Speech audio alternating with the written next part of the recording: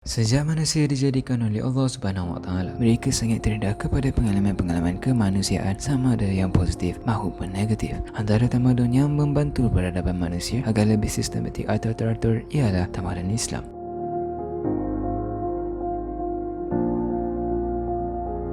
Dalam era globalisasi ini, ramai yang tidak menyedari adanya sumbangan-sumbangan penting tokoh tamadun Islam yang telah mampu membina empayar kegemilangan setiap aspek. Oleh itu, tamadun Islam telah memberi pelbagai sumbangan dari pelbagai sudut, antaranya dari segi politik.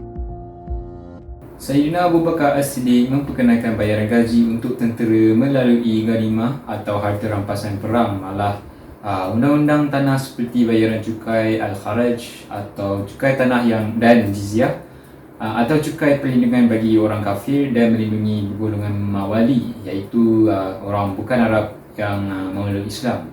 Tamadun Islam memperkenalkan prinsip keadilan, persamaan, kehormatan dan kemuliaan insan dalam aspek politik.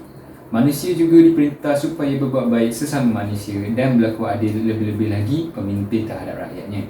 Politik tamadun Islam berteraskan konsep ummah di mana masyarakat disatukan tanpa mengira keturunan dan agama. Selain daripada sudut politik, tamadun Islam telah meninggalkan kesan kepada sistem pendidikan zaman sekarang yang efektif. Seterusnya, sumbangan tamadun Islam dari sudut pendidikan. Tempat pendidikan sebelum penubuhan sekolah pada zaman Rasulullah SAW adalah secara formal dan tidak formal. Pendidikan formal ialah Al-Suffah yang merupakan tempat pengajian utama pada ketika itu. Mata pelajaran yang diajarkan ialah pendidikan jasmani dan rohani. Manakala bagi pendidikan tidak formal pula terbahagi kepada dua. Yang pertama ialah Dar Al-Alqam dan yang kedua pula ialah di masjid, iaitu di Masjid Quba dan Masjid Nabawi. Setelah zaman Rasulullah SAW, tempat pendidikan mula berkembang ketika zaman pemerintahan Bani Umayyah. Para sahabat dan tabi'in giat membina institusi pendidikan seperti di masjid, kutab, istana, kedai-kedai saudagar dan rumah. Ilmu pengetahuan dan pendidikan terus berkembang dan mencapai puncak kegemilangannya pada zaman pemerintahan Harun al-Rashid dan Ma'mun. Institusi-institusi pendidikan di zaman kerajaan Islam telah lama terbentuk sejak dari zaman Rasulullah hinggalah zaman sekarang, selaras dengan perkembangan agama Islam. Tamadun Islam telah mewujudkan pelbagai institusi pengajian bagi pelbagai mata pelajaran, dari pondok hingga ke universiti yang wujud kini.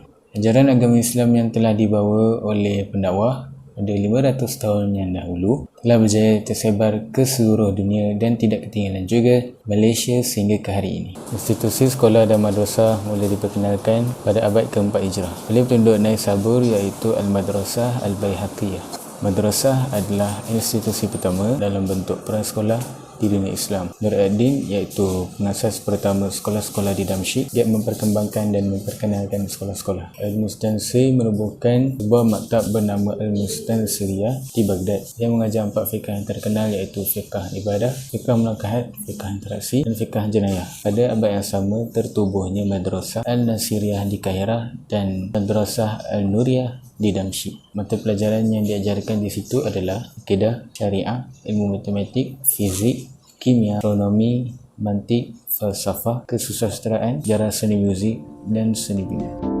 Ikhlas, jujur dan amanah merupakan sifat-sifat yang ditegaskan oleh agama Islam dalam penglibatan ekonomi.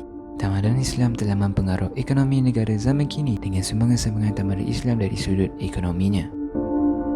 Islam menekankan beberapa amalan dalam sistem ekonomi bagi mendidik jiwa manusia agar berdisiplin, amanah dan berjiwa bersih. Oleh hal yang demikian, tamadun Islam melarang amalan riba kerana ia boleh memusnahkan konsep keadilan dalam masyarakat. Justru itu, ia juga mencegah penipuan dalam perniagaan seperti mengurangkan timbangan, boros, kedekut, mengaut keuntungan berlipat kali ganda dan tidak amanah. Tamadun Islam telah mewujudkan beberapa sistem ekonomi seperti sistem zakat dan percukaian. Sistem ini diwujudkan untuk pembangunan umat Islam itu sendiri. Ia juga turut memperkenalkan sistem mata wang dirham dan perak untuk menjalankan aktiviti ekonomi. Selain daripada itu, Islam juga mengadakan sistem kutipan cukai, iaitu bayaran dalam bentuk wang oleh sesebuah kerajaan atau negara bagi individu atau syarikat yang tujuan asalnya untuk membiayai segala keperluan negara. Seterusnya adalah institusi Baitul Mal. Fungsi Baitul Mal adalah seperti perbendaharaan negara yang menguruskan kewangan untuk pembangunan negara.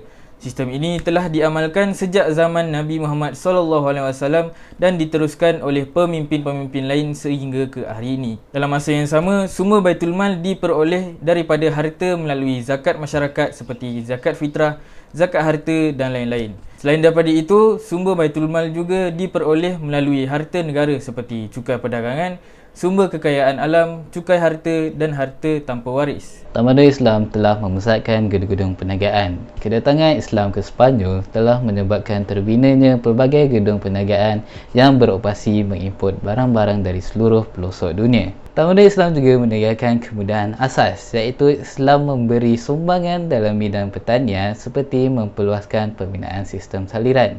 Dalam pada yang sama, Islam juga menyediakan kemudahan jambatan dan jalan raya yang lebih baik seperti di Sepanyol. Tamadun Islam juga memperkenalkan Bank Islam, hasil usaha bersungguh-sungguh ulama Islam yang ingin memastikan umatnya bebas dari belenggu riba. Maka lahirlah bank-bank Islam di beberapa buah negara seperti Mesir, Dubai, Sudan, Jordan, Bahrain dan Abu Dhabi. Bank Islam turut mempunyai ciri-ciri penting seperti Aqidah Islamiyah sebagai asas segala aktiviti. Perkembangan ilmu geografi dan pelayaran antarabangsa pada zaman kini merupakan salah satu faktor yang diperoleh dari sumbangan Tamadun Islam dalam teknologi perhubungan. Hijrah merupakan faktor yang berharga terhadap kemajuan teknologi perhubungan tamadun di peringkat dunia. Semangat hijrah Rasulullah telah mencetuskan keinginan para pendakwah dan ahli-ahli pelayaran Islam untuk berdakwah di negeri-negeri luar. Hijrah yang demikian telah membentuk teknologi perhubungan dan komunikasi yang luas dan efektif. Kesan daripada aktiviti ini telah menyebabkan perkembangan ilmu geografi dan pelayaran di peringkat antarabangsa. Tokoh yang terlibat dalam perkembangan ilmu tersebut ialah yang pertama, Al-Biruni. Beliau dapat membezakan antara kawasan kuala dan kawasan teluk serta menghasilkan kaedah mengukur latitud dan longitud, pengukuran kebulatan bumi dan sifat-sifat geografi. Yang kedua, Al-Mas'udi. Beliau menjelajah hampir ke seluruh dunia dan memperoleh ilmu geografi yang meluas serta menyusuri Laut Kaspia, Asia Minor, Palestin dan Turkistan. Justeru, penjelajahan dan penerokaan yang dilakukan semasa hijrah telah menghasilkan ilmu pengetahuan yang banyak, khususnya dari segi geografi dan pelayaran. Akhirnya, ilmu geografi dan pelayaran yang disumbang oleh tamadun Islam ini masih digunakan sehingga kini di peringkat antarabangsa oleh masyarakat-masyarakat luar. Sesungguhnya kedudukan manusia di sisi Islam adalah sama. Sumbangan tamadun Islam dari sudut politik telah mengajar manusia supaya berlaku adil sesama manusia kerana kedudukan kesemua manusia adalah sama. Tamadun Islam berteraskan bahawa kedudukan manusia di sisi Islam adalah sama. Manusia yang melakukan penindasan dan kejahatan kepada manusia lain adalah manusia yang keji di sisi Allah dan akan peroleh balasan buruk di akhirat. Tamadun Islam sangat mementingkan ilmu pengetahuan dan pendidikan. Bukti-bukti pencapaian tamadun Islam dalam pelbagai bidang ilmu pengetahuan yang menyumbang kepada zaman kegemilangan Islam adalah lahir dari ajaran Islam itu sendiri yang mementingkan ilmu pengetahuan yang meliputi dunia dan akhirat. Menerusi segala sumbangan tamadun Islam yang telah dikongsikan sepanjang video ini, perkara bernilai yang saya dapat lihat adalah berkembangnya institusi pendidikan dari zaman Rasulullah hingga kini. Terdapat banyak pusat menuntut ilmu secara formal ataupun tidak formal. Jadi apa yang saya dapati di sini adalah kerajaan Islam amat menitik beratkan pendidikan dan merupakan masyarakat yang ilmuwan. Tamadun Islam bukan sahaja merubah corak dan gaya hidup masyarakat, bahkan ianya turut merubah geopolitik dunia sebelumnya. Dari pencapaian ini, kita boleh simpulkan bahawa Islam telah melahirkan tamadun manusia yang terunggul di dunia. Malah, ia juga telah membina satu sejarah tamadun yang amat mengagumkan,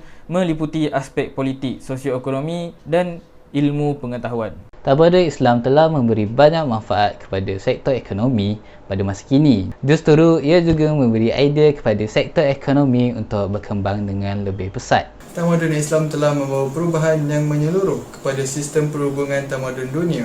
Ringkasnya, ilmu pengetahuan ini amat penting kepada tamadun dunia untuk meluaskan jajahan dan kuasa mereka ke seluruh benua dunia. Hal ini mengajar saya tentang betapa pentingnya interaksi antara tamadun. Tanpanya, perkembangan sesuatu tamadun itu akan mundur dan terbantut.